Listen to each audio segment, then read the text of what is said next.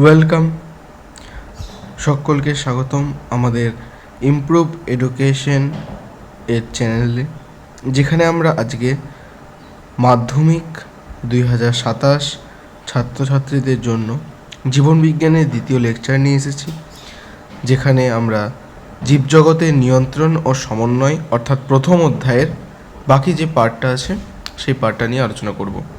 First part ইতিমধ্যে upload হয়ে গেছে, যারা এখনও দেখোনি অবশ্যই দেখো, তার লিঙ্ক আমি ডেসক্রিপশন বক্সে দিয়ে রাখবো। এছাড়াও সায়েন্সের অন্যান্য বিষয় যেমন গণিত এবং ভৌতবিজ্ঞানেরও ক্লাস অলরেডি আপলোড। তো আজকে আমাদের পার্ট 2, জীবজগতের নিয়ন্ত্রণ ও সমন্বয়। ওকে, তো আমরা চলে আসছি একদম ডাইরেক্ট প্রাণী হরমোন নিয়ে। তো প্রাণী হরমোন জিনিসটা কি?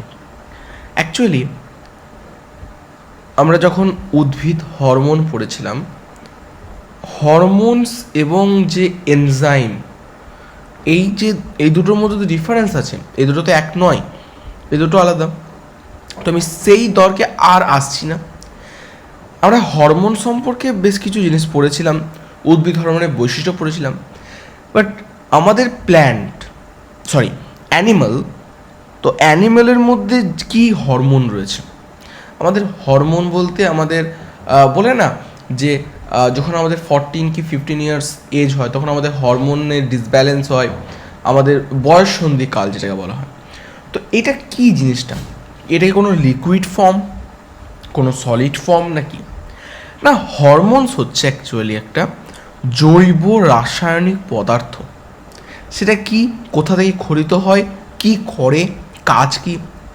তো এর যদি আমরা সংজ্ঞা দেখি তো দেখা যাবে অন্তঃক্ষরা গ্রন্থি থেকে নিঃসৃত যে জৈব রাসায়নিক বার্তাবাহক বার্তাবাহক অর্থাৎ বার্তা বহন করে, কোথা থেকে নিঃসৃত হয়? অন্তঃক্ষরা গ্রন্থি থেকে। তাহলে অন্তঃক্ষরা গ্রন্থি থেকে নিঃসৃত যে জৈব রাসায়নিক বার্তাবাহক পদার্থ উৎপত্তি স্থল থেকে রক্ত বা লসিকার মাধ্যমে বাহিত হয়ে নির্দিষ্ট লক্ষ্য অঙ্গে পৌঁছে নির্দিষ্ট কাজ সম্পাদন করে ও ক্রিয়ার পর ধ্বংসপ্রাপ্ত হয়, তাকে প্রাণী হরমোন বলে।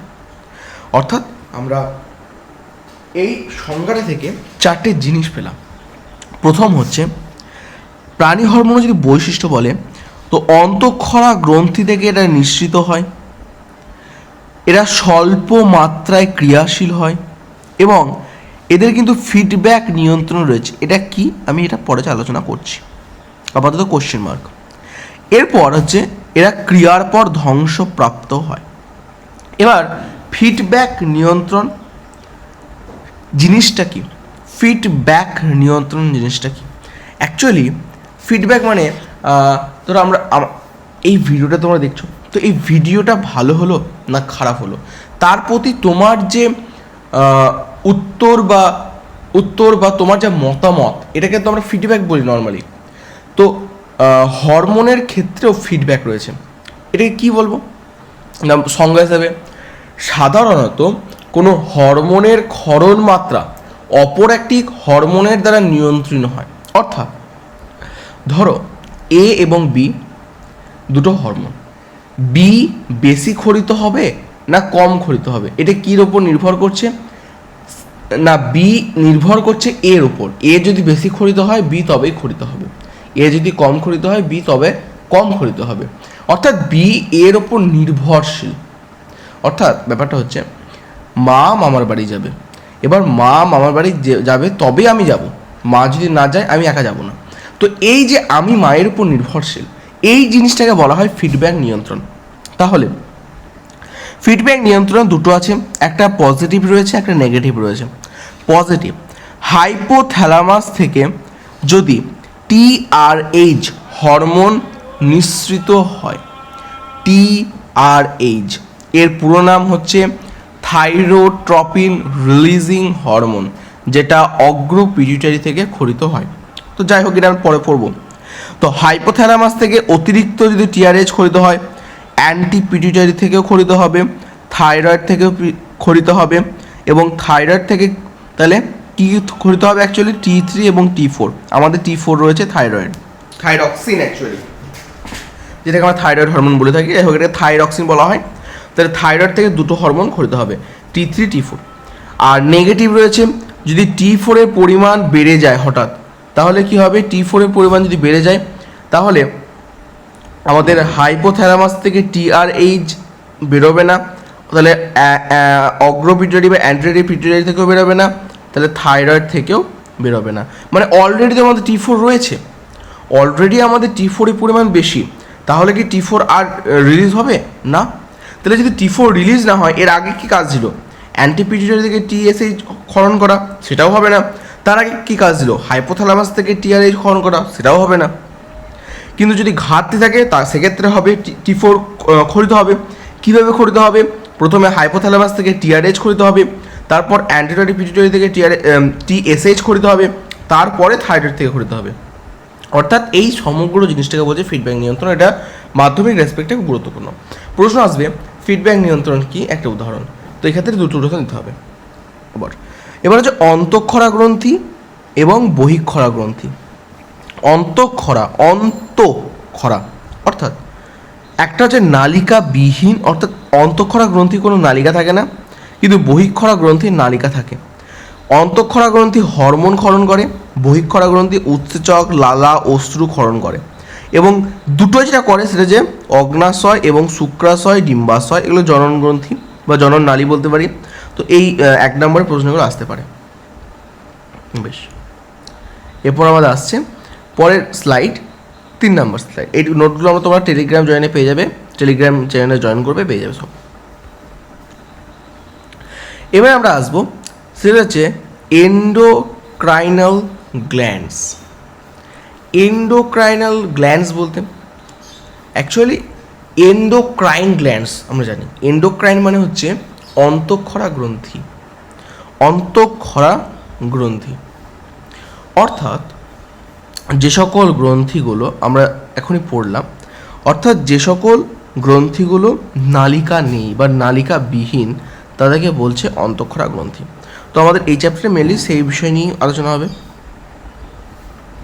প্রথম হচ্ছে হাইপোথ্যালামাস।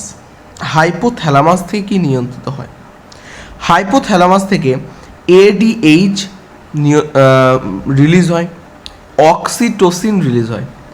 ADH এগুলো আমি যে সকল জিনিসগুলো বুঝি সেগুলো শর্ট নোটস আকারে মনে রাখবে। তো ADH রিলিজ হয়, অক্সিটোসিন রিলিজ হয়। অক্সিটোসিনটা কি না, অক্সিটোসিন হচ্ছে নিউরো হরমোন। প্রশ্ন আসতে পারে একটা নিউরো হরমোন উদাহরণ দাও, উত্তর হবে অক্সিটোসিন। এটা পশ্চাৎ পিটুইটারি থেকে তৈরি হয় অ্যাকচুয়ালি। এছাড়াও রয়েছে রিলিজিং হরমোন এবং ইনহিবিটরি হরমোন। অর্থাৎ হাইপোথ্যালামাস থেকে দু ধরনের হরমোন ক্ষরিত হয়। একটা রিলিজিং, অর্থাৎ যে হরমোনটা যে কোনো হরমোন, আগে বললাম ফিডব্যাক নিয়ন্ত্রণ করে, তো যে হরমোন অন্য হরমোনকে রিলিজ করতে সাহায্য করে তাকে রিলিজিং হরমোন বলা হয়ে থাকে। যেমন কি আছে না, corticotropin releasing hormone, growth hormone releasing hormone, thyrotropin releasing hormone, gonadotropin releasing hormone, এগুলো রিলিজ করতে সাহায্য করে। ওকে, তো আর কিছু রয়েছে যেমন হচ্ছে ইনহিবিটিং হরমোন, যেমন হচ্ছে MIH, PIH, এগুলো অর্থাৎ এগুলো ইনহিবিট করে। তো সেগুলো হচ্ছে রয়েছে। তো এবার আমাদের রয়েছে পিটুইটারি। পিটুইটারি দুটো ভাগ অ্যাকচুয়ালি, অ্যান্টি পিটুইটারি এবং পশ্চাৎ পিটুইটারি। অ্যান্টি পিটুইটারি বলতে অগ্র পিটুইটারি এবং পশ্চাৎ বলতে পোস্টেরিয়র পিটুইটারি। তো আমাদের এই যে হরমোনগুলো পড়লাম, আমি যে নামগুলো বলছি বারবার, যে corticotropin releasing hormone, growth hormone releasing hormone, thyrotropin releasing hormone, gonadotropin releasing hormone, এগুলো সব কিন্তু অগ্র পিটুইটারি থেকে নিঃসৃত হয়।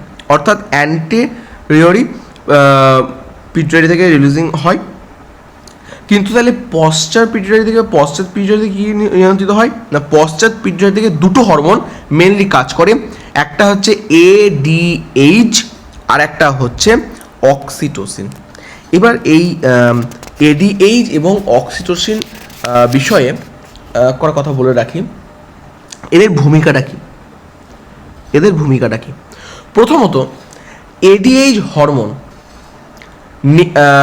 বা অক্সিটোসিন, প্রথম যদি বলি এডিএইচ হরমোন অ্যাকচুয়ালি কী করে না, নেফ্রনের যে দূরবর্তী সংবর্ত নালিকা, আমরা নেফ্রন পড়েছিলাম ক্লাস 9-এ, তো নেফ্রনের যে দূরবর্তী সংবর্ত নালিকা তা ও সংগ্রাহী নালিকাতে জলের পুনঃশোষণ ঘটায় এবং দেহে জলের ভারসাম্য বজায় রাখে। অর্থাৎ এটাকে যদি নেফ্রনের দূরবর্তী সংবর্ত নালিকা বলি, এইখানে জলের পুনঃবিশোষণ ঘটায় এডিএইচ, এটা হচ্ছে এডিএইচ, ওকে, এবং জলের ভারসাম্য বজায় রাখে। এছাড়া ধমনিকা ও রক্তজলকে সংকুচিত করে রক্তচাপ বৃদ্ধি করে। এজন্য এডিএইচ এর অপর নাম হচ্ছে ভ্যাসোপ্রেসিন। এডিএইচ এর অপর নামটা মনে রাখবি, এডিএইচ এর অপর নাম হচ্ছে ভ্যাসোপ্রেসিন।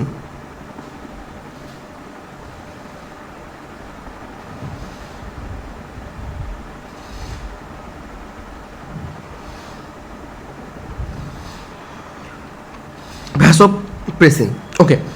এবার রয়েছে থাইরয়েড। থাইরয়েড থেকে T4 রিলিজ হয়, এছাড়াও T3 রিলিজ হয়, বাট আমার সিলেবাসে নেই।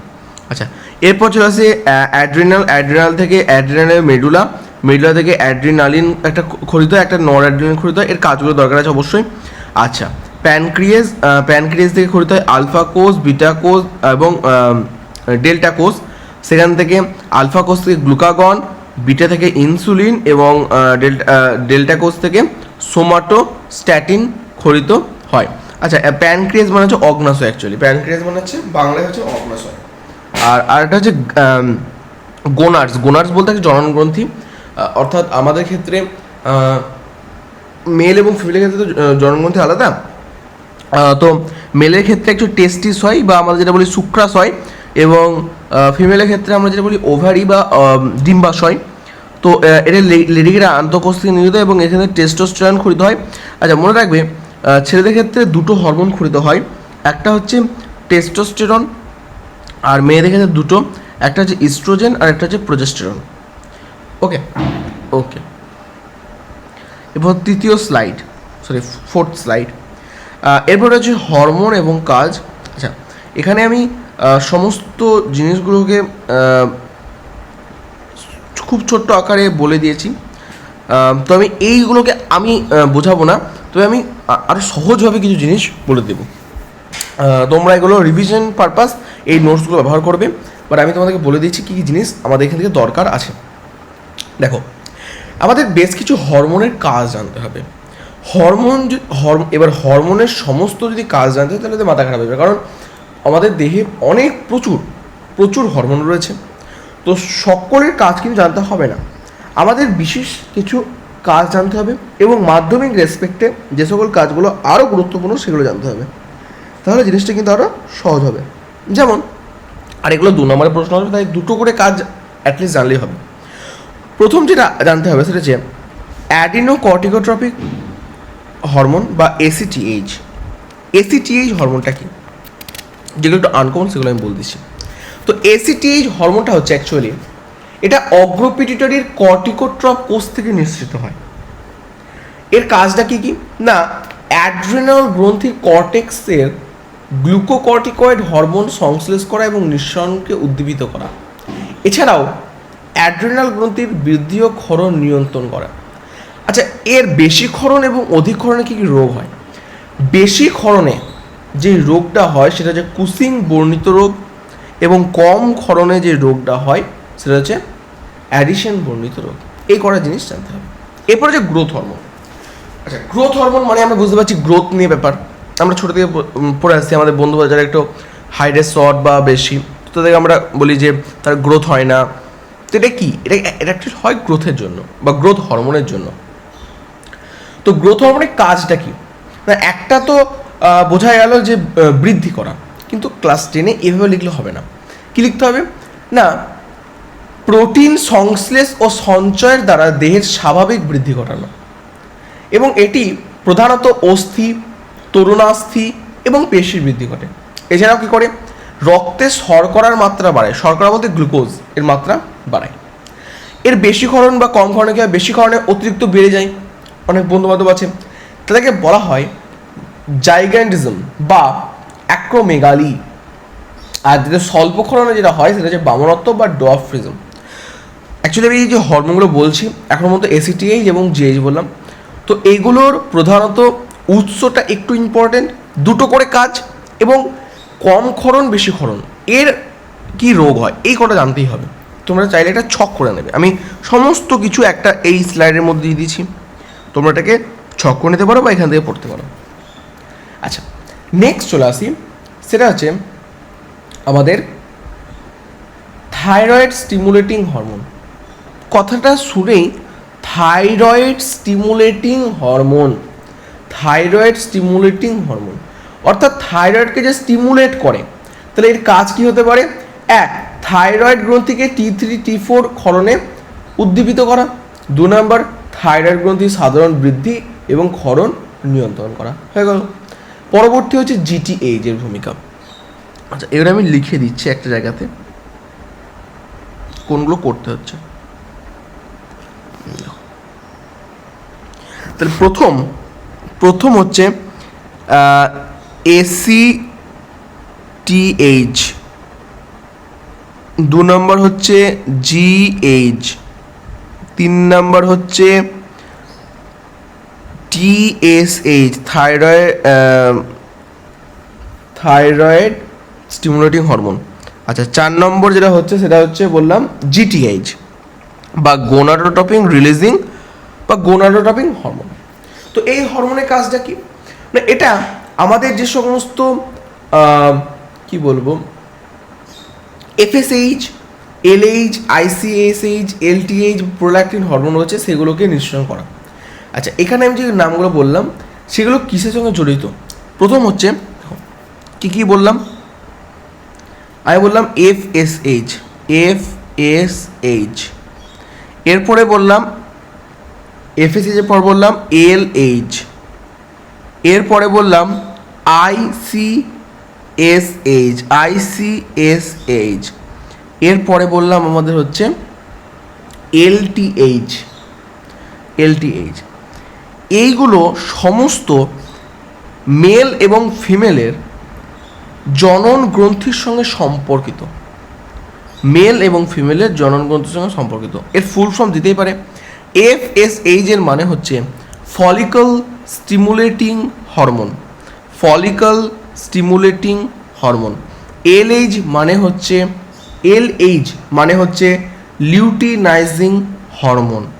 ICSH মানে হচ্ছে ইন্টারস্টিশিয়াল সেল স্টিমুলেটিং হরমোন এবং LTH মানে হচ্ছে ল্যাক্টোট্রপিক হরমোন। আচ্ছা, LTH কে প্রোল্যাক্টিন হরমোনও বলা হয়ে থাকে এবং LH এবং ICSH এর কাজটা অনেকটা সেম। তো এবার হচ্ছে FSH এর ফলিকল। তো তোমার যদি রিপ্রোডাকশন পড়ে থাকো 9-এ বা নাও পড়ে থাকো, তো আমি কটা জিনিস বলছি, তো এই দুটো করে কাজ জানতে হবে। FSH এর কাজ হচ্ছে মহিলাদের ইস্ট্রোজেন হরমোন ক্ষরণে সাহায্য করা এবং পুরুষদের শুক্রাণু উৎপাদনে সাহায্য করা। তাহলে ফলিকল স্টিমুলেটিং হরমোনের কাজ কি? দুটো, এক, স্ত্রীদের ইস্ট্রোজেন হরমোন ক্ষরণে সাহায্য করা, 2, পুরুষদের শুক্রাণু উৎপাদনে সাহায্য করা। বেশ, এবার হচ্ছে LH বা ICH। আমি আগে বললাম এই দুটোর কাজ কিন্তু একই। তো তোমরা কি করবে? LH বা ICH এর কাজটা একসঙ্গে মনে রাখবে, দুটোর কাজই একই। না, আগেরটা বললাম পুরুষদের শুক্রাণু, এটা হবে স্ত্রীদের ডিম্বাণু তৈরিতে সাহায্য করা এবং প্রোজেস্টেরন হরমোন সাহায্য করা, কারণ আগেরটা হচ্ছে ইস্ট্রোজেন, এবার হচ্ছে প্রোজেস্টেরন। তাহলে ICSH বা LH এর ভূমিকা কি? স্ত্রীদেহের ডিম্বাণু নিঃসরণে সাহায্য করা এবং আমাদের প্রোজেস্টেরন হরণে সাহায্য করা। এবার হচ্ছে LTH এর কাজ হচ্ছে LTH বা এর আরেকটা নাম খুব গুরুত্বপূর্ণ, সেটা হচ্ছে প্রোল্যাক্টিন।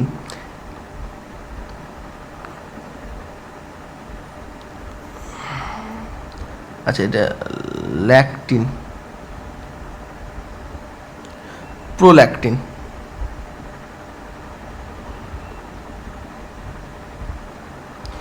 ওকে, তাহলে প্রোল্যাক্টিন এই নামটা খুব গুরুত্বপূর্ণ। প্রোল্যাক্টিনটা কি না, এর একটাই কাজ, সেটা হচ্ছে মাতৃদেহে স্তন দুগ্ধ উৎপাদনে সাহায্য করা।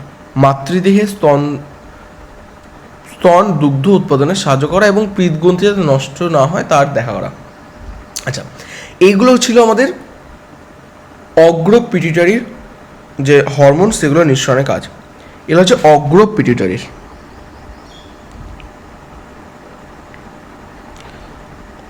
অ্যান্টিটারি পিটিউটারির অ্যান্টিটারি পিটিউটারির। পশ্চাৎ পিটিউটারি বলে দিয়েছি। পশ্চাৎ পিটিউটারির একটাই কাজ, আমাদের ওই এডিএইচ রয়েছে এবং অক্সিটোসিন রয়েছে। এবার চলে আসি আমাদের, সেটা হচ্ছে থাইরয়েড গ্রন্থি। সেটা হচ্ছে থাইরয়েডের মধ্যে চলে আসি। তো থাইরয়েড থেকে আমরা বললাম যে থাইরক্সিন হরমোন রিলিজ হয়, যেটাকে আমরা T4 দ্বারা করি। এর দুটো কাজ কি? এক, থাইরক্সিনের দুটো কাজ হচ্ছে, এক বিএমআর বা আমাদের যে বেসাল মেটাবলিক রেট সেটাকে নিয়ন্ত্রণ করা, বিপাক নিয়ন্ত্রণ করা এবং মেটামরফোসিসে সাহায্য করা। মেটামরফোসিস বলতে অ্যাকচুয়ালি কী? অ্যাকচুয়ালি ব্যাঙাচির যে ব্যাঙাচি থেকে পূর্ণাঙ্গ ব্যাঙ, এই যে প্রসেস, এটাকে বলছে মেটামরফোসিস। তো এটা সাহায্য করা। তো আমি বলি থাইরক্সিনের দুটি কাজ কি? আমি বলবো মেটামরফোসিসটা না বলাই ভালো, কারণ সেটা মানব দেহ নয়। তো সেক্ষেত্রে বলবো যে আমাদের দেহের বিপাক ক্রিয়াতে সাহায্য করা এবং আমাদের দেহের বিএমআর স্বাভাবিক মাত্রা বজায় রাখা। নেক্সট আমাদের রয়েছে সেটা হচ্ছে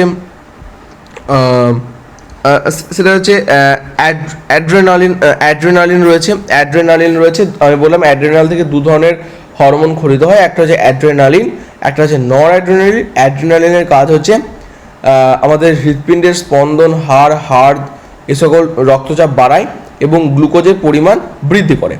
আর নরের কাজ হচ্ছে এক, হৃৎস্পন্দন, হাড়, রক্তচাপ বাড়ায় এবং রক্তে গ্লুকোজের মাত্রা বৃদ্ধি করে। অর্থাৎ অ্যাড্রেনালিন এবং নর অ্যাড্রেনালিনের কাজ একই। কী না, এক, হৃৎপিণ্ডের হাড় রক্তচাপ বাড়ায়, দুই, এরা রক্তে গ্লুকোজ এবং বিএমআর বৃদ্ধি করে। তাহলে অ্যাড্রেনালিন চলে গেল।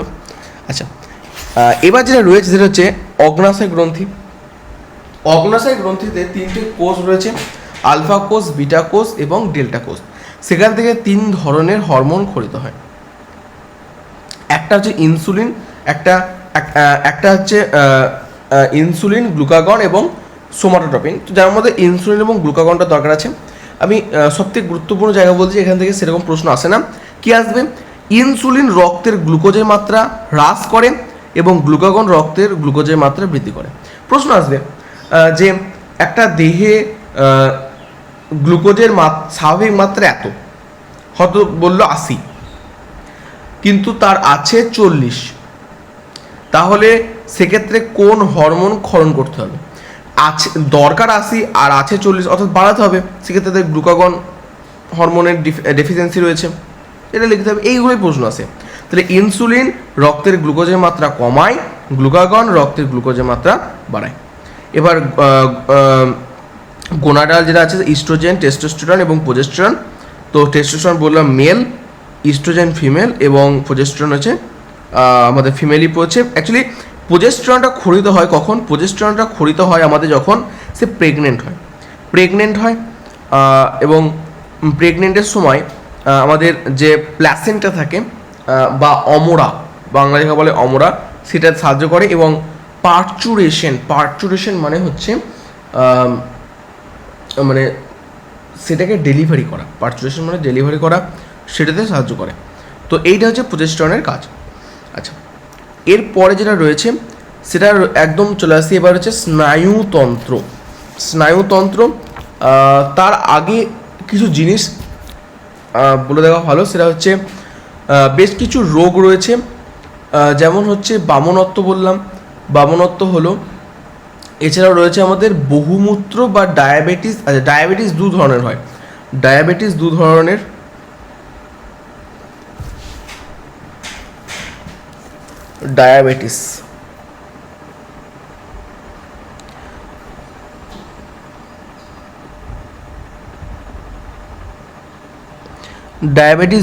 হয়। ডায়াবেটিস মানে হচ্ছে অ্যাকচুয়ালি সেই মধুমেহ রোগ বা সুগার যেটাকে বলি আমরা।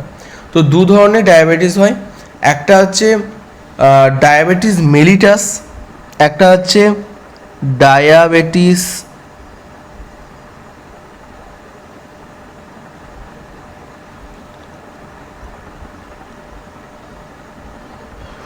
এবং আর একটা হচ্ছে ডায়াবেটিস ইনসিপিটাস।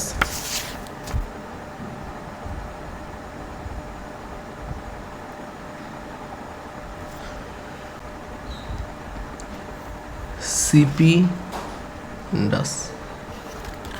তো ডায়াবেটিস মেলিটাস এবং ডায়াবেটিস ইনসিপিটাস। তো দুটো ডায়াবেটিস কিন্তু আলাদা।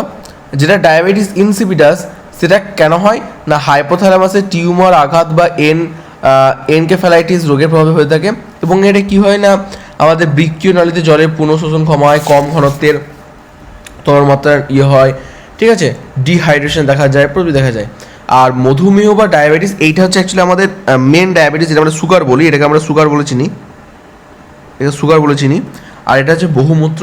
তো সুগারের ক্ষেত্রে কি হয় না ইনসুলিনের যে কাজ বা ইনসুলিনের কম ক্ষরণ হয়, ঠিক আছে, এর ফলে হয়। এবং যদি আমাদের রক্তে অধিক মাত্রায় শর্করা নির্গত হয় তো তাকে বলা হয় গ্লুকোসুরিয়া বা গ্লাইকোসুরিয়া। এই টার্মটা মনে রাখবে, সেটা হচ্ছে গ্লুকোসুরিয়া। গ্লুকোসুরিয়া। তো গ্লুকোসুরিয়াটা কি? গ্লুকোসুরিয়া হচ্ছে অ্যাকচুয়ালি আমাদের দেহে রক্তে শর্করার মাত্রা অতিরিক্ত পরিমাণে বৃদ্ধি পেলে যে রোগ হয় তাকে বলা হয় আমরা গ্লুকোসুরিয়া বা গ্লাইকোসুরিয়া। তো এটা ছিল ডায়াবেটিস। আচ্ছা, এরপরে আমাদের চলে আসছি ডাইরেক্ট প্রাণীদেহের সাড়া প্রদান, ভৌত সমন্বয় বা স্নায়ুতন্ত্র। এবার হচ্ছে স্নায়ুতন্ত্র জিনিসটা কি? তো স্নায়ুতন্ত্র মানে হচ্ছে অ্যাকচুয়ালি ফিজিক্যাল কোঅর্ডিনেটর। স্নায়ুতন্ত্র হচ্ছে ফিজিক্যাল কোঅর্ডিনেটর। এর সংজ্ঞা যদি বলি, স্নায়ু কোষ নিয়ে গঠিত যে তন্ত্র প্রাণীদেহে উদ্দীপনা গ্রহণ ও উদ্দীপনার সাড়া প্রদানের মাধ্যমে পরিবেশের সাথে সামঞ্জস্য রক্ষা এবং দেহের বিভিন্ন অঙ্গ ও তন্ত্রের মধ্যে সমন্বয় সাধন করে, তাকে স্নায়ুতন্ত্র বলে। কীরকম না, আমাকে একটা মশা কামড়ালো, আমি সেই মশাটাকে মারলাম, এটা কীভাবে ঘটলো? এটা আমাকে তাহলে ব্রেন করলো। আমরা বলি না অনেক সময় যে আমাদের ব্রেন হচ্ছে কম্পিউটারের ইঞ্জিন, তো ব্রেন বললো আমরা মারলাম, এই যে প্রসেস এটাকে বলছে অ্যাকচুয়ালি স্নায়ুতন্ত্র, ঠিক আছে, বা ফিজিক্যাল কোঅর্ডিনেটর। তো স্নায়ুতন্ত্র দু ধরনের, একটা হচ্ছে দুটো বলতে পারে, একটা হচ্ছে স্নায়ু কোষ বা নিউরন, আর একটা হচ্ছে নিউরোগ্লিয়া বা গ্লিয়াল কোষ। ওকে, তো নিউরোগ্লিয়া যেটা রয়েছে সেটা স্নায়ু স্পন্দন বা পরিবহনে অক্ষম এবং বিভাজনে সক্ষম এবং ধারক কোষ। এবং স্নায়ু হচ্ছে অ্যাক্সন পার্টস রয়েছে, এপিনিউরিয়াম রয়েছে, পেরিনিউরিয়াম রয়েছে, এগুলো খুব একটা গুরুত্ব নয়, এগুলো এক্সট্রা বলতে পারো। মেন যে এখান থেকে যে প্রশ্নটা প্রতি বছর আসে সেটা হচ্ছে হয় নিউরনের ছবি ডাইরেক্ট জিজ্ঞেস করবে বা নিউরনের বিভিন্ন প্রশ্ন করবে। তো মেন ব্যাপার হচ্ছে নিউরনের ছবিটা আমাকে ভালো করে প্র্যাকটিস করতে হবে। তো নিউরনের ছবিটা কীরকম রয়েছে, আমি নিউরনের ছবিটা, এটা আমার আঁকা, এটাকে না করে আমি বইয়ের ছবি দেখাচ্ছি।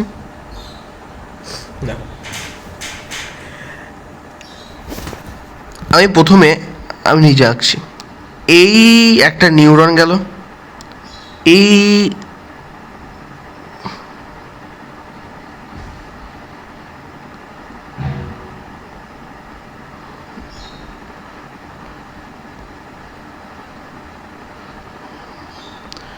এক মিনিট, ওকে। তো ওকে, নিউরন, তাহলে এটা একটা নিউরন গেল, এটা নিউরন,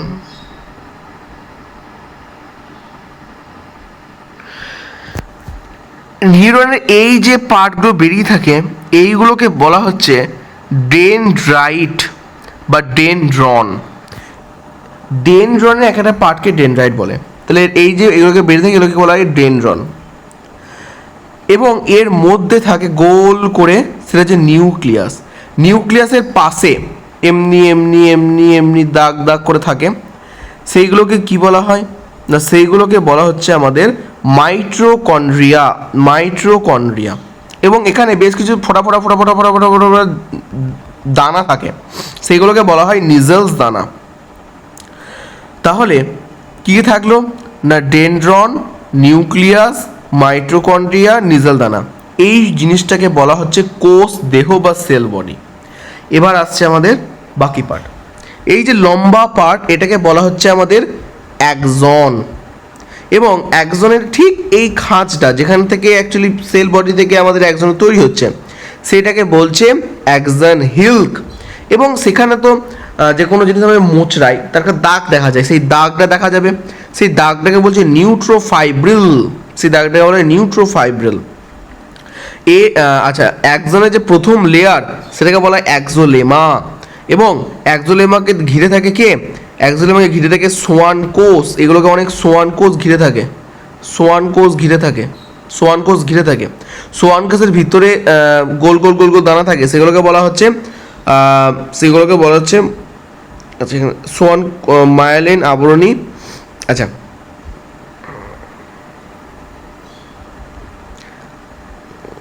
এটা নিউক্লিয়াস বলছে, বাস এটা সোয়ান কোষ বলা হয় অ্যাকচুয়ালি। যাই হোক, এগুলো হচ্ছে মায়োলিন আবরণী, সোয়ান, এগুলো কোষ পর্দা, র্যানভেরের পর্ব মনে হচ্ছে, এই ফাঁকগুলোকে বোঝা যাচ্ছে র্যানভেরের পর্ব, এবং নিচেটাকে বলছে এন্ড ব্রাশ, এটা প্রান্তীয় নর। তাহলে এই হচ্ছে নিউরনের গঠন, এখানে যে কোনো চারটে আঁকতে পারে। এটা সেল বডি স্ট্রাকচার, এটা অ্যাক্সনের স্ট্রাকচার। ওকে, তাহলে নিউরন গেল। আচ্ছা, এখান থেকে আর কিছু পড়তে হবে। হ্যাঁ, স্নায়বিক পথ, এই জিনিসটা ইম্পর্টেন্ট। এক্ষেত্রে এই স্নায়বিক পথ থেকে ছবিও দেয়, আবার অনেক ক্ষেত্রে প্রশ্নও দিয়ে দেয়।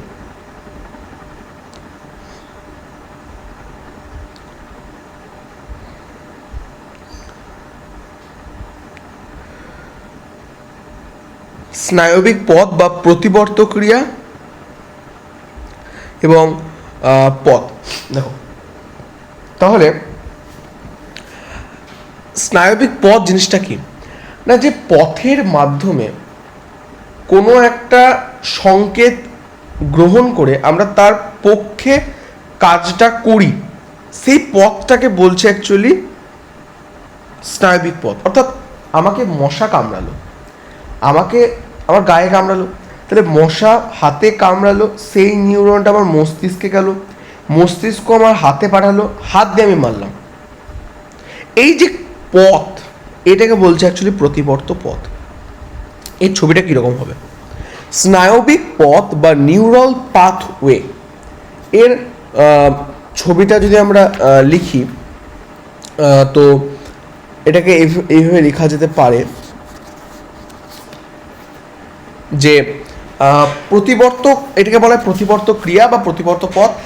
এর সংজ্ঞা ইম্পর্টেন্ট, আমি বলে দিচ্ছি একবার, যে প্রতিবর্ত পথটা কি না, যে নির্দিষ্ট স্নায়ুপথে স্নায়ুস্পন্দন আবর্তন দ্বারা প্রতিবর্ত ক্রিয়া সংঘটিত হয় তাকে প্রতিবর্ত পথ বা রিফ্লেক্স আর্ক বলে। এটা কীরকম? এটা আমাদের সূচনাকাণ্ড।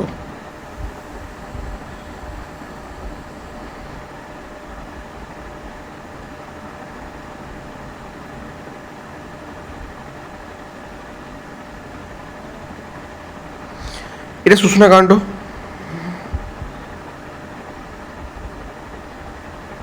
এটা সূচনাকাণ্ড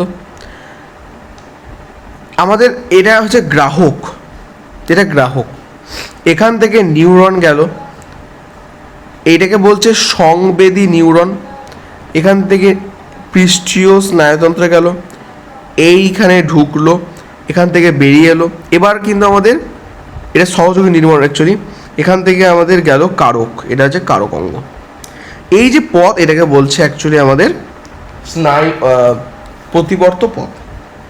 এটা বইয়ে খুব সুন্দর করে দেওয়া আছে, এছাড়াও আমি নোটসে এনেছি এটা, যে প্রথমে গ্রাহক থেকে যাবে অন্তর্বাহী নিউরন, অন্তর্বাহী নিউরনটা যাবে আমাদের অ্যাডজাস্টার নিউরন বা আমাদের ইংরেজি বাংলায় বলে সহযোগী নিউরন, সেখান থেকে যাবে বহির্বাহী নিউরন, সেখান থেকে কারক। অন্তর্বাহী বহির্বাহী, আচ্ছা গ্রাহক, অন্তর্বাহী, সংযোগী, বহির্বাহী, কারক, বাস এই তো। আর শোষণাকাণ্ডে যদি করা হয়, এটা ধূসর বস্তু, এটা নিউরোসিল, এটা শ্বেত বস্তু। আমি নোটস দেখো এটা দাগ দিচ্ছি না, পড়তে তোমার সুবিধা হয়। এছাড়া রয়েছে, আচ্ছা এছাড়াও আমাদের যেটা রয়েছে, তাহলে প্রতিবর্ত ক্রিয়াটা চলে গেল। আচ্ছা, এবার হচ্ছে স্নায়ু। স্নায়ু জিনিসটা কি? স্নায়ু জিনিসটা তো বলা হলো না। দেখো এই জায়গাটা যদি তোমরা পড়তে পারো, যে আমাদের যে টেক্সট বই আছে, তোমরা যেই বই ফলো করো, ছায়া, সাঁতরা, আমি আই ডোন্ট নো, বাট এই জায়গাটা তোমাদেরকে প্রথমে নিজেদেরকে বইয়ের 3 থেকে 4 পড়তে হবে, এবং জিনিসগুলোর যে পার্থক্য, খুব সূক্ষ্ম সূক্ষ্ম পার্থক্য রয়েছে প্রত্যেকটা। এবার ক্লাস 10-এ কোনো সংজ্ঞা পড়বে না, বাট ওখান থেকে কনসেপ্ট পড়বে। কী ধরনের কনসেপ্ট পড়বে? আমি যদি বলি যে নিউরনটা কি, না নিউরনের ছবিটা বললাম, যে স্নায়ুতন্ত্রের গঠনগত এবং কার্যগত একক হচ্ছে আমাদের নিউরন। এই নিউরনকে বলা হয় স্নায়ু কোষ। তাহলে স্নায়ু কোষ গেল, এরপর আসছে স্নায়ু, তারপরে আসবে স্নায়ুতন্ত্র। তাহলে স্নায়ু কোষ গেল। স্নায়ু কি না, স্নায়ু হচ্ছে আমাদের প্রাণীদেহে শারীরবৃত্তীয় সমন্বয় সাধন যে করে। আমি যে বললাম যে মশারা মারছে, অর্থাৎ একাধিক স্নায়ু কোষ মিলে স্নায়ু তৈরি হয়। এখানে একটা প্রশ্ন হয় যে স্নায়ু কোষ, স্নায়ু এবং স্নায়ুতন্ত্রের সম্পর্ক কি? এটা খুব 2 নম্বরে খুব গুরুত্বপূর্ণ প্রশ্ন, আমি বলে দিচ্ছি।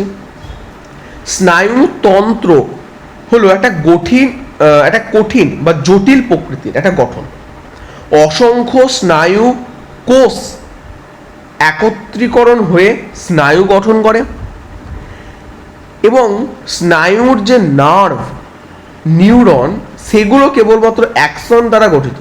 তো স্নায়ু গ্রন্থিগুলি নিউরনের বাকি অংশ তথা কোষ দেহ নিয়ে গঠিত হয়। আবার অসংখ্য নিউরন স্নায়ু মিলিত হয়ে মস্তিষ্ক সূচনাকাণ্ড গঠন করে। স্নায়ু, মস্তিষ্ক সূচনাকাণ্ড ও স্নায়ুগ্রন্থির সমন্বয়ে স্নায়ুতন্ত্র গঠিত হয়। অর্থাৎ স্নায়ু কোষ বা নিউরন, এটাকে মনে রাখবে যে স্নায়ু কোষটাকে নিউরন বলে। তাহলে স্নায়ু কোষ বা নিউরন এটা মিলিয়ে স্নায়ু গঠিত হয়। স্নায়ু কয় প্রকার এখানে আমরা পড়লাম? একটা হচ্ছে অন্তর্বাহী স্নায়ু, আর একটা হচ্ছে বহির্বাহী স্নায়ু, আর একটা হচ্ছে মিশ্র স্নায়ু।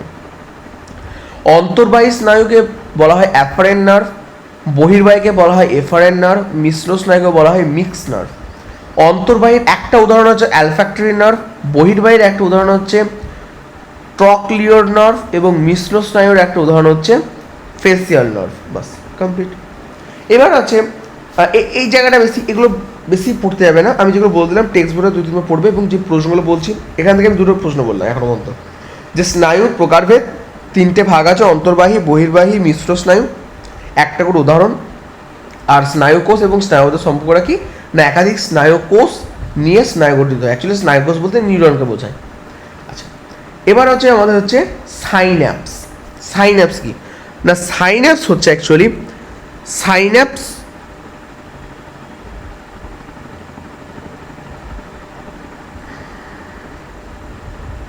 এক মিনিট, কোন স্লাইডে রয়েছে? হ্যাঁ, তো সাইন্যাপস হচ্ছে যখন দুটো নিউরনের একটা পার্ট এরকম যদি করি, পরের পার্টটা এরকম হবে, তাহলে এর অ্যাকশন, এর কোষ দেহ, তাহলে অ্যাকশন এবং কোষ দেহ, কোষ দেহের মধ্যে ডেনড্রাইট বা ডেনড্রন আছে, তাহলে অ্যাকশন এবং ডেনড্রন বা ডেনড্রাইটের মধ্যে যে স্থান সেটাকে বলছে অ্যাকচুয়ালি সাইন্যাপস। অর্থাৎ দুটি স্নায়ুকোষ বা নিউরনের মধ্যবর্তী ফাঁক বিশিষ্ট সংযোগস্থল। নিউরন থেকে স্নায়বিক, রাসায়নিক, বৈদ্যুতিক তথ্য পরিবর্তিত নিউরনে প্রবাহিত হয়, তাকে স্নায়ুর সন্নিধি বা সাইন্যাপস বলা হয়ে থাকে। এগুলো জাস্ট এক্সট্রা নলেজের জন্য দিয়েছি, বাট এগুলো মাধ্যমিক লেভেলে দরকার নেই। আমি যেগুলো বললাম সেগুলো দরকার আছে। আচ্ছা, তো অ্যাকচুয়ালি আমরা বুঝবো স্নায়ু বা সাইন্যাপস বলতে কী বোঝায় না, দুটো নিউরনের সংযোগস্থলকে বোঝায়। ওকে, প্রি সাইন্যাপটিক বলতে আগে এইটাকে বলছে প্রি সাইন্যাপটিক, এর এবং যেটাতে গেল সেটাকে বলে পোস্ট সাইন্যাপটিক। আর সাইন্যাপটিক ভেসেলস বলতে যে গোল গোলগুলো থাকে সেগুলো সাইন্যাপটিক ভেসেলস বলা হয়। নিউরো ট্রান্সমিটার বলতে এখান থেকে এক ধরনের হরমোন খরিত হয়, সেটাকে নিউরো ট্রান্সমিটার বলা হয়। একটা নিউরো ট্রান্সমিটারের উদাহরণ কি? একটা নিউরো ট্রান্সমিটারের উদাহরণ হচ্ছে অ্যাসিটাইল কোলিন। আর সাইন্যাপটিক ক্লেফট কি না, এর মধ্যে যে ফাঁকটা থাকে সেটা বলছে সাইন্যাপটিক ক্লেফট, এবং গ্রাহক কোষ মানে সে যে গ্রহণ করছে, এটা হচ্ছে একটা সাইন্যাপসের গঠন। বেশ, এটা আমরা পড়ে নিয়েছি। আচ্ছা, এবার যেটা আছে সেটা হচ্ছে মানুষের স্নায়ুতন্ত্র। এবার তাহলে স্নায়ু কোষ, স্নায়ু চলে গেল, দুটো স্নায়ু কোষের মধ্যবর্তী স্থান সাইন্যাপস, কমপ্লিট। এবার স্নায়ুতন্ত্র। স্নায়ুতন্ত্র জিনিসটা হচ্ছে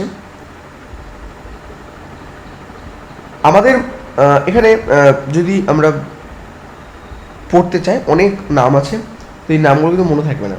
তো আমরা কী করবো, এখান থেকে মাধ্যমিকে যে জায়গা থেকে প্রশ্ন সেটা বলছি আমি। মানুষের স্নায়ুতন্ত্র 3 প্রকার: কেন্দ্রীয় স্নায়ুতন্ত্র, প্রান্তীয় স্নায়ুতন্ত্র, স্বয়ংক্রিয় স্নায়ুতন্ত্র। ঠিক আছে, কেন্দ্রীয় বলতে মস্তিষ্ক সূচনাকাণ্ড, প্রান্তীয় বলতে করোটি স্নায়ু এবং সূচনা স্নায়ু, আর স্বয়ংক্রিয় বলতে সংবেদী স্নায়ু এবং পরাসংবেদী স্নায়ু। এখান থেকে যে প্রশ্নটা সেটা হচ্ছে করোটি স্নায়ু ক প্রকার? 12 জোড়া রয়েছে, সূচনা স্নায়ু 31 জোড়া রয়েছে। ওকে, তাহলে কোথায় গেল? হ্যাঁ, করোটি স্নায়ু 12 জোড়া। এই জায়গাটা খুব খুব খুব ইম্পর্টেন্ট, যে স্নায়ুতন্ত্র 3 ভাগে ভাগ করছি আমরা। একটা হচ্ছে কেন্দ্রীয় স্নায়ু, একটা হচ্ছে কেন্দ্রীয় স্নায়ু, একটা হচ্ছে প্রান্তীয় স্নায়ু, আর একটা হচ্ছে স্বয়ংক্রিয় স্নায়ু। কেন্দ্রীয় স্নায়ু হচ্ছে মস্তিষ্ক সূচনাকাণ্ড, সূচনাকাণ্ডটা গেল। প্রান্তীয় স্নায়ু হচ্ছে করোটি স্নায়ু, যেটা 12 জোড়া রয়েছে। সূচনা স্নায়ু হচ্ছে 31 জোড়া, এবং স্বয়ংক্রিয় হচ্ছে সংবেদী, পরাসংবেদী। এগুলো ইম্পর্টেন্ট। আচ্ছা, এবার হচ্ছে আমাদের মস্তিষ্ক। তো মস্তিষ্কের অগ্রভাগ, মধ্যভাগ এবং পশ্চাৎভাগ। মস্তিষ্কটাকে আমি ছোট্ট করে বলে দিচ্ছি। মস্তিষ্ক 3টে ভাগ আছে: অগ্র, মধ্য, পশ্চাৎ। অগ্রভাগে থাকে গুরু মস্তিষ্ক, হাইপোথ্যালামাস এবং থ্যালামাস, এবং মধ্যে থাকে আমাদের হচ্ছে সেটা হচ্ছে টেকটাম, সেরিব্রাল, পেডাঙ্কল, এবং পশ্চাৎ থেকে পন্স, লঘু মস্তিষ্ক, সূচনা শীর্ষক। তো মেনলি এর কাজগুলো দরকার। কোন কাজগুলো? সবগুলো নয়, এর কাজগুলো আমি বলে দিচ্ছি। তার আগে যেটা জানতে হবে সেটা হচ্ছে মেনিনজেস এবং সেরিব্রোস্পাইনাল ফ্লুইড। অ্যাকচুয়ালি মেনিনজেসটা কি না, আমাদের মস্তিষ্কের 3টে লেয়ার রয়েছে, সেই 3টে লেয়ারকে অ্যাকচুয়ালি বলা হয় মেনিনজেস। 3টে লেয়ার থাকে, সেই 3টে লেয়ারকে বলা হয় অ্যাকচুয়ালি মেনিনজেস।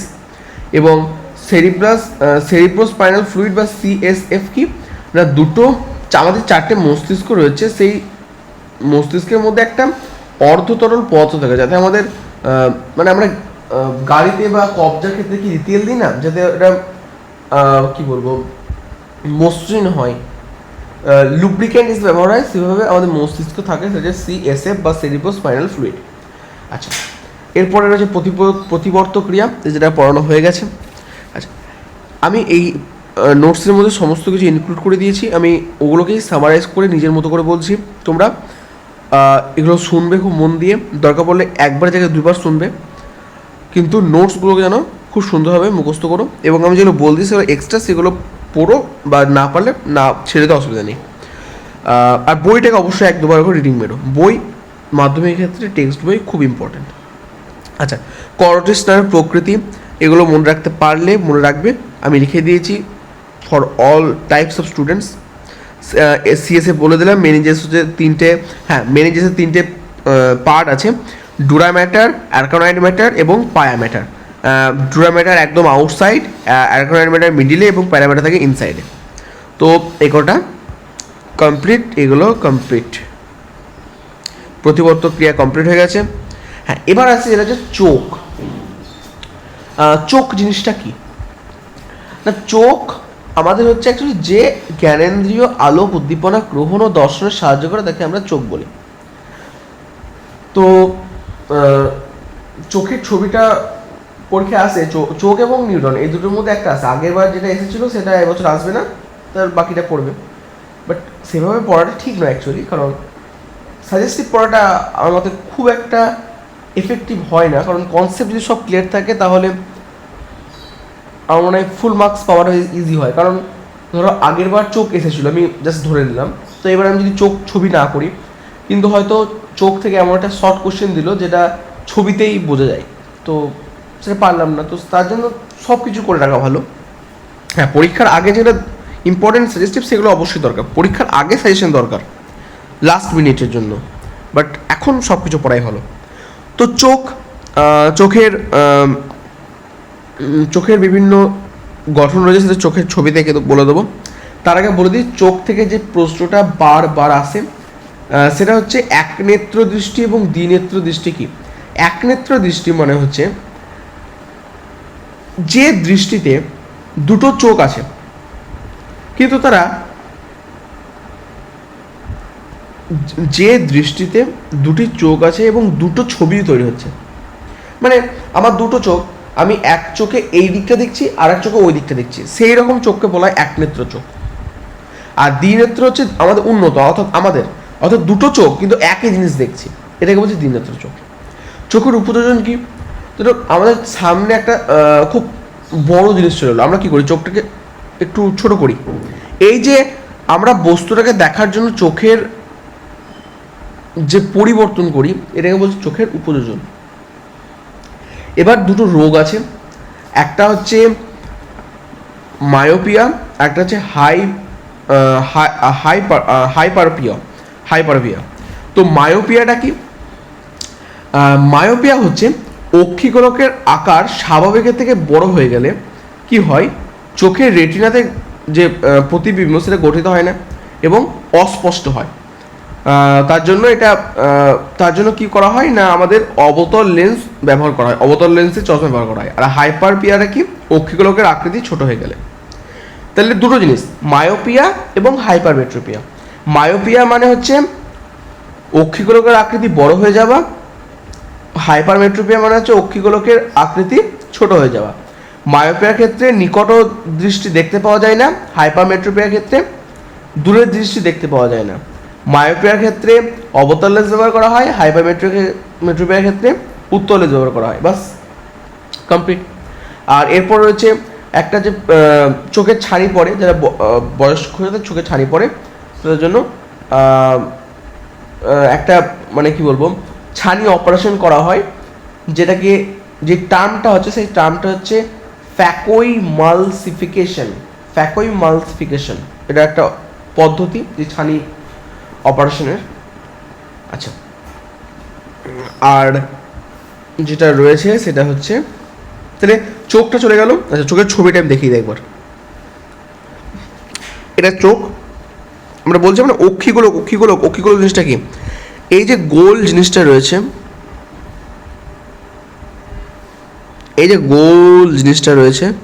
এই গোল জিনিসটাকে বলছে অক্ষিগোলক। এটাকে বলছে অক্ষিগোলক।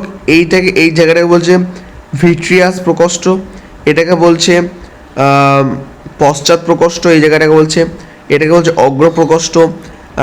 তারপরে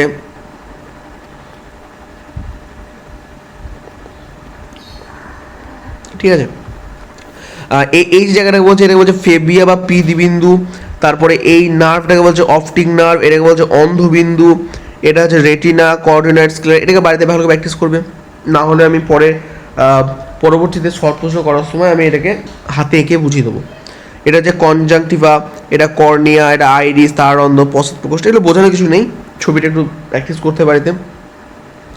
তো আমাদের এই পার্টটা কমপ্লিট হলো।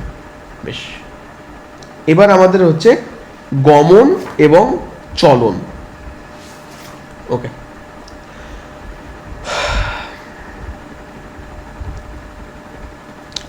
তো গমন এবং চলনের মধ্যে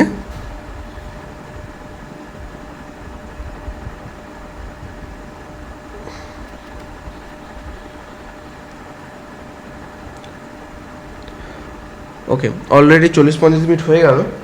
আশা করি 1 ঘন্টার মধ্যে হয়ে যাবে, কারণ এই পার্টটা হিউজ পার্ট।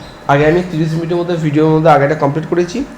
এটা যদি 1 ঘন্টা যায় তাহলে একটা চ্যাপ্টার 1.5 ঘন্টার মধ্যে কমপ্লিট, যেটা একটা হয়তো অনেক টিউশনে 2-3 মাস ধরে পড়ে। বাট আমার মনে হয় আমি যে 1.5 ঘন্টায় পড়িয়েছি, ইটস এনাফ। এরপর তোমাকে কী করতে হবে না, লেকচারগুলো দেখার পর আমি যে নোটসগুলো প্রোভাইড করছি সেগুলো একবার রিভিশন করবে। টেক্সট বইটাকে 2-3 বার পড়বে। আমি বারবার বলছি, টেক্সট বইটাকে 2-3 বার পড়বে এবং নিজে প্রশ্ন পড়ার পর বুঝবে যে কোন প্রশ্ন আসতে পারে এবং নিজে প্রশ্ন তৈরি করবে। দরকারে পড়লে মানে বই বা রেফারেন্স বুকের সাহায্য নেবে। এভাবে প্রশ্নগুলো 2 নম্বর 5 নম্বরের যে প্রশ্ন আছে সেগুলো পড়বে, আর ছবিগুলো এঁকে প্র্যাকটিস করবে। সবগুলো এখন প্র্যাকটিস করো। বেশ, তো নেক্সট পার্ট হচ্ছে আমাদের, সেটা হচ্ছে চলন এবং গমন। চলন এবং গমন। চলন জিনিসটা কি এবং গমন জিনিসটা কি? চলন মানে হচ্ছে একটা স্থানে স্থির থেকে তার অঙ্গ প্রত্যঙ্গ সঞ্চালনকে বলছে চলন। গমন মানে হচ্ছে তার অঙ্গ প্রত্যঙ্গ সঞ্চালন করছে ঠিকই, কিন্তু তার মানে কি বলবো, সে তার সাথে সাথে স্থান পরিবর্তন করছে, এটাকে বলে গমন। আমাদের যদি মাসেল বলা হয়, আমাদের শরীরে গমন কীভাবে করে, তো মানুষের গমনের ক্ষেত্রে 206টা হাড় রয়েছে। ওকে, তো সেই হাড়গুলো বিষয়ে আমাদের নেই, অ্যাকচুয়ালি মানুষের গমনটাই নেই আমাদের। যাই হোক, তো গমন জিনিসটা কি এটাই যে পদ্ধতিতে সাধারণত প্রাণীরা উদ্দীপকের প্রভাবে অঙ্গ বা দেহাংশের সঞ্চালন দ্বারা সামগ্রিকভাবে স্থান পরিবর্তন করে, তাকে অ্যাকচুয়ালি গমন বলা হয়। এবার বেশ কিছু জায়গায় গমন রয়েছে, যেমন হচ্ছে এখান থেকে শর্ট প্রশ্ন আছে, আমি বলে দিচ্ছি কী কী আছে। 1, সিউডোপোডিয়া কি গমন দেখায়? অ্যামিবয়েড গমন। সিলিয়া প্যারামেসিয়াম গমন। ফ্ল্যাজেলা ইউগ্লিনা গমন। বাস, কমপ্লিট। মাছ কিভাবে গমন করে না, মাছের দেহে যে পেশি থাকে সেটা ভি আকৃতির পেশি, যাকে মায়োটোম বলা হয়। যখন মাছ পুচ্ছ পাখনার দ্বারা জলকে আন্দোলিত করে, তখন সেই ভি শেপ যে পেশি সেটা সঞ্চালিত হয়, কম্পন হয়, ফলে মাছ এগিয়ে যায়। হয়ে গেল। এবার যদি বলা হয় মাছের কি কি পাখনা থাকে, তো মাছের একটা পুচ্ছ পাখনা থাকে, একটা পায়ু পাখনা থাকে, একটা শ্রেণী পাখনা থাকে, একটা বক্ষ পাখনা থাকে, একটা পৃষ্ঠ পাখনা থাকে, একটা আর অনেক মায়োটোম পেশি থাকে, বিভিন্ন থাকে, এগুলো বইয়ে, টেক্সট বই ভালো করে দেওয়া আছে। আচ্ছা, পাখির উড্ডয়নটা কি না, পাখির উড্ডয়নের ক্ষেত্রে আমি যেটা বলবো সেটা হচ্ছে পাখির যে বড় বড় পালক থাকে সেগুলোকে রেট্রিসেস বলে, এবং পাখির ডানায় বিন্যস্ত যে বড় বড় পালক থাকে তাহলে রেমিজেস বলে। তাহলে রেমিজেস এবং রেট্রিসেস গেল। মানুষের গমন আমরা জানি পা দিয়ে হয়, বেশ হয়ে গেল। আচ্ছা, এবার হচ্ছে সাইনোভিয়াল সন্ধি। আমি যেটা বললাম, দুটো হাড়ের মধ্যে একটা লুব্রিকেন্ট না থাকে না, ঘষটা খাবে, এইটাকে বলছে অ্যাকচুয়ালি সাইনোভিয়াল তরল থাকে। এবং কবজা বা কপাট। আচ্ছা, এবার হচ্ছে জয়েন্ট দু প্রকার হয়, একটা হচ্ছে হিন জয়েন্ট, একটা হচ্ছে বল ও সকেট জয়েন্ট। কবজা জয়েন্টটা কি না, কবজা জয়েন্ট হচ্ছে যেটাকে আমরা 180 ডিগ্রি বিচরণ করতে পারি। কবজা জয়েন্টের ক্ষেত্রে 180 ডিগ্রি সঞ্চালন করতে পারি, যেমন হচ্ছে হাঁটুর অস্থিসন্ধি বা কনুই অস্থিসন্ধি। আর বল সকেট বলতে আমরা মানে কি বলবো, পুরোটা ঘোরাতে পারি না, সামান্য একটু মুভমেন্ট করতে পারি, যেটা কোমর অস্থিসন্ধি বা কাঁধের অস্থিসন্ধি। এবার হচ্ছে আমাদের মানুষের গমনের কঙ্কালের যে পেশি, তো 3 ধরনের পেশি থাকে actually: flexion, extension, abduction, addiction and rotation. এই জায়গাগুলো বলছি। আমরা যদি হাতের মুঠি,